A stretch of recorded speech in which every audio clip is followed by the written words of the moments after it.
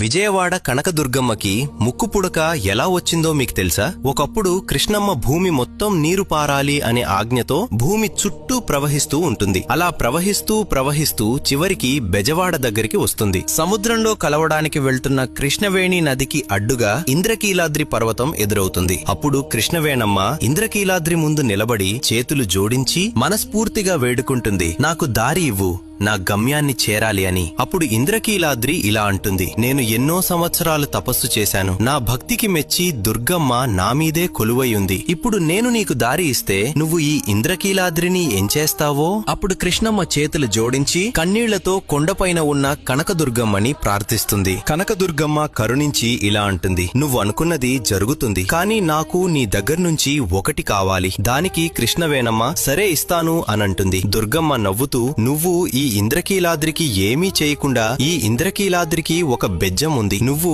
ఆ బెజ్జం నుండి ప్రవహించు అని చెబుతుంది. దానికి కృష్ణవేణమ్మ అంగీకరించి నీకు నా దగ్గర నుండి ఏం కావాలి అని అడగగా దుర్గమ్మ నవ్వుతూ, నాకు నీ ముక్కు పుడక చాలా నచ్చింది, దాన్ని నాకు అరువుగా ఇస్తావా అని అడుగుతుంది. దానికి కృష్ణవేణమ్మ సరే అని ఆమె ముక్కు పుడకని తీసి దుర్గమ్మకి అరువుగా ఇస్తుంది. అలా ఇస్తూ ఇలా అంటుంది, ఈ కలియుగం అంతం అయ్యే సమయంలో నేనే కొండ మీదకి ఎగసి నా ముక్కు పుడకను తిరిగి తీసుకుంటాను అని చెప్పి ఇంద్రకీలాద్రికి ఉన్న బెజ్జం ద్వారా కృష్ణవేణమ్మ ప్రవహించి సముద్రంలో కలిసిపోతుంది. అప్పట్నుంచి ఆ బెజ్జం వాడగా పిలువబడిన ప్రదేశం ఇప్పటి బెజవాడ, విజయవాడగా మారింది. ఎప్పుడైతే కృష్ణానది నీళ్లు నిజంగా అమ్మవారి ముక్కు పుడకను తాకుతాయో అప్పుడు ఈ ప్రపంచానికి ప్రళయం వస్తుంది. అప్పుడు కలియుగం అంతమవుతుంది అని పెద్దలు నమ్ముతారు. దుర్గమ్మ అంటే మీకిష్టమా? జై దుర్గాదేవి అని కామెంట్ చేసి సబ్స్క్రైబ్ చేసుకోండి.